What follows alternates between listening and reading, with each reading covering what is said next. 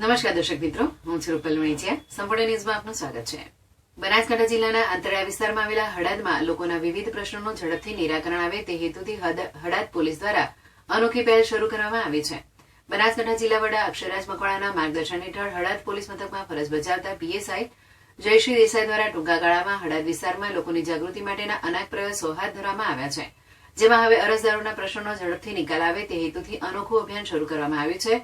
જેમાં અરજદારોને પોલીસ મથક ખાતે બોલાવી 3 વાત તમારી 3 વાત અમારી અભિયાન હેઠળ તેમની રજૂઆતો સાંભળી તેમના પ્રશ્નોના નિકાલ માટેના પ્રયાસો હાથ ધર્યા છે. ત્યારે હળાદ પોલીસ મથકના મહિલા પીએસઆઈ જયશ્રી દેસાઈની કામગીરીને આંતરિયાળ વિસ્તારના લોકો બિરદાવી રહ્યા છે અને મહિલા પીએસઆઈ જયશ્રી દેસાઈ લોકચાહના મેળવી રહ્યા છે.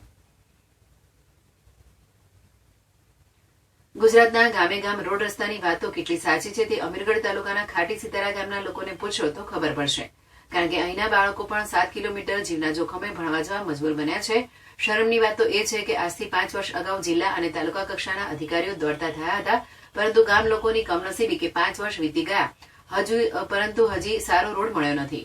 ખાપા ગ્રુપ ગ્રામ પંચાયતના તાબા હેઠળ આવતા ખાટી સીતારા ગામ 1 થી 8 ધોરણ સુધીના વર્ગોમાં કુલ 173 જેટલા બાળકો અભ્યાસ કરે છે. જે તમામ બાળકો ડુંગરો ખોદી જીવના જોખમે ભણવા જવા મજબૂર બન્યા છે.